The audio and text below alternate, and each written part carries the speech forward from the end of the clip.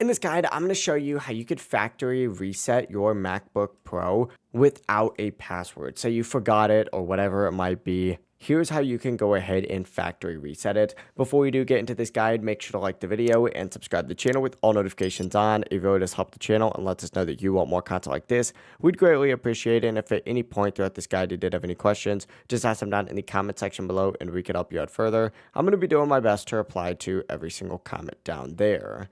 The first thing that you're going to want to do is just press and hold down on that power button on your Mac until it completely turns off. Just keep holding until the screen goes fully black. From here, press and hold that power button again and keep holding it down, this time until you see the option to continue holding for startup options. After a few seconds, you'll see the startup screen appear, and obviously this is kind of hard to demonstrate while I'm screen recording right now. But you'll see your drive and an options button. Obviously, go ahead and select options and press continue.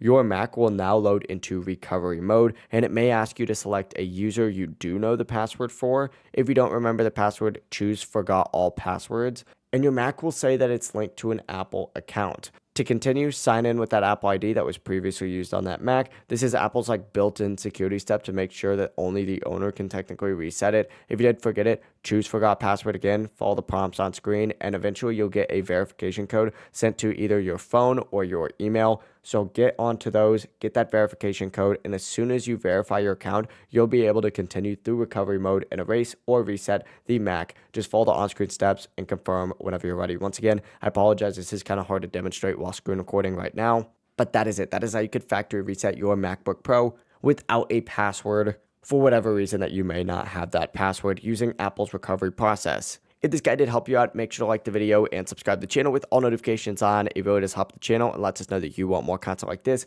We'd greatly appreciate it. And if at any point throughout this guide you did have any questions, just ask them down in the comment section below and we can help you out further. Have a great rest of your day though. Peace.